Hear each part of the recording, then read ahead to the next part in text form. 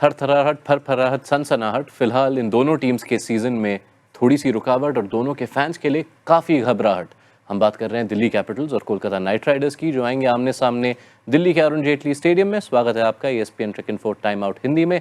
Match का preview करने के लिए हमारे साथ जुड़ रहे हैं वरुण, शुक्रिया आपके वक्त के लिए। आपका ओपनिंग लाइन के लिए शुक्रिया।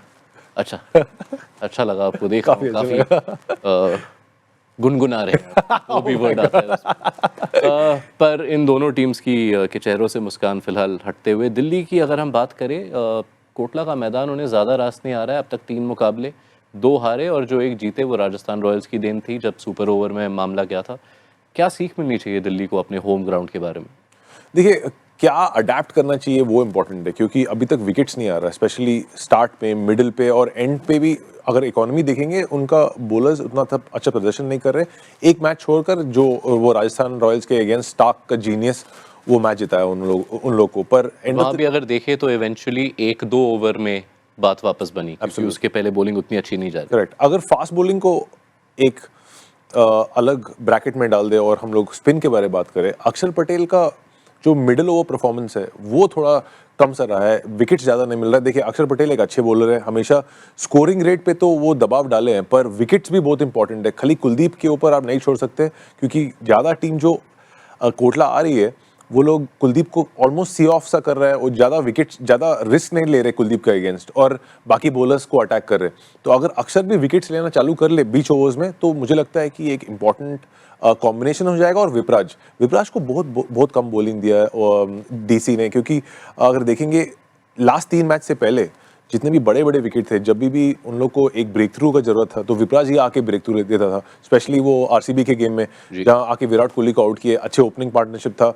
तो मुझे लग रहा है कि इधर उन लोग लैक कर रहे हैं, बॉलर्स को कैसे यूटिलाइज करना है। यहाँ पिछले 4 मुकाबलों में से 3 ऐसे हैं जहां विपराज निगम ने सिर्फ 1 ओवर डाला है दिल्ली कैपिटल्स के लिए। बल्लेबाजों पर ध्यान दें अगर दिल्ली के, तो उन्हें भी कोटला ज़्यादा रास नहीं आया अब तक। केएल राहुल, जिनकी स्ट्राइक रेट काफ़ी लाजवाब रही है इस सीज़न, कोटला के 3 मुकाबलों में वैसा नहीं कह सकते। देखिए, 3 ही मुकाबला है, उसके पहले केएल राहुल रन्स तो कर रहे, पर उस गति से रन्स नहीं कर रहे। पर बाकी बैट्समैन को भी स्टेप अप करना पड़ेगा। करुण नायर ने अपना पहला इनिंग में बहुत प्रॉमिस दिखाया, उसके बाद एक रनआउट के बाद थोड़ा ठंडा सा हो गया, तो करुण नायर को भी स्टेप अप करना पड़ेगा, क्योंकि बहुत लोग उससे एक्सपेक्ट कर रहे हैं वैसे स्टार्ट के बाद। तो केएल करुण का जो जोड़ी है, स्पेशली मिडिल ऑर्डर में, और मिडिल ऑर्डर में ही पूरा गेम है कोटला के जैसे स्टेडियम में। अगर वो लोग दोनों फॉर्म हिट करे, फॉर्म में है ही, पर रन्स हिट करे, तो अलग सा मुकाबला हो सकता है जी। और पिछले मुकाबले में जो 10 मिडिल ओवर्स थे उसमें से 65 रन बनाए थे। एग्जैक्टली। कोलकाता नाइट राइडर्स की ओर रुख फरमाए तो उन्होंने अपने पिछले मुकाबले में कुछ बदलाव किए थे टीम में। वो मुकाबला ख़त्म नहीं हो पाया था, तो हम उन बदलाव के बारे में ज़्यादा बात नहीं कर सकते। पर रॉबमन पावल को लाए, चेतन सकारिया को लाए रमनदीप और मोइन की जगह। क्या ये एक बेहतर बैलेंस है केकेआर के लिए? देखिए, मुझे लग रहा है कि ये बेहतर बैलेंस है। चेतन सकारिया उतना खराब बॉलिंग नहीं की, रन पड़ गए क्योंकि दोनों ओपनर काफ़ी सेट थे और अच्छे बैटिंग कर रहे थे। पर चेतन सकारिया उन लोग को वेरिएशन देता है, एक लेफ्ट आर्मर का, और स्लो बॉल चेतन सकारिया का बहुत अच्छा है, जो कोटला में काम आएगा।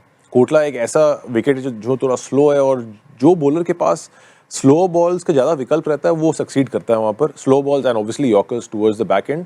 और रॉबमन पावल का ज़रूरत था, क्योंकि केकेआर का जो मिडिल ऑर्डर काफ़ी फॉल्टर कर रही थी, और अगर रॉबमन पावल आके आपको वो इम्पेटस देता है इन द मिडिल ऑर्डर, और आप वहाँ अपना रन स्कोरिंग बढ़ा दे, तो फिर केकेआर का मे बी अर्लियर अलग रिजल्ट्स हो सकते थे। केकेआर की जो सबसे बड़ी ताकत है वो अब भी उनकी स्पिन अटैक है। सुनील नारायण, वरुण चक्रवर्ती के साथ इस पिच पर, इन कंडीशंस में केकेआर का पलड़ा भारी। देखिए, दोनों बॉलर कोई भी विकेट पे एक हैंडफुल है, स्पेशली अगर आप उन लोगों को कोटला में डालते तो और प्रॉब्लम क्रिएट कर सकते हैं दोनों। पर सुनील नारायण विकेट्स नहीं ले पा रहे इस सीजन।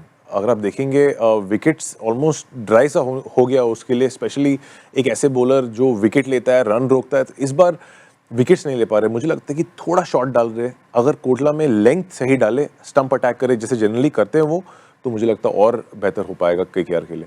प्रेडिक्शंस कौन है आपके फेवरेट्स?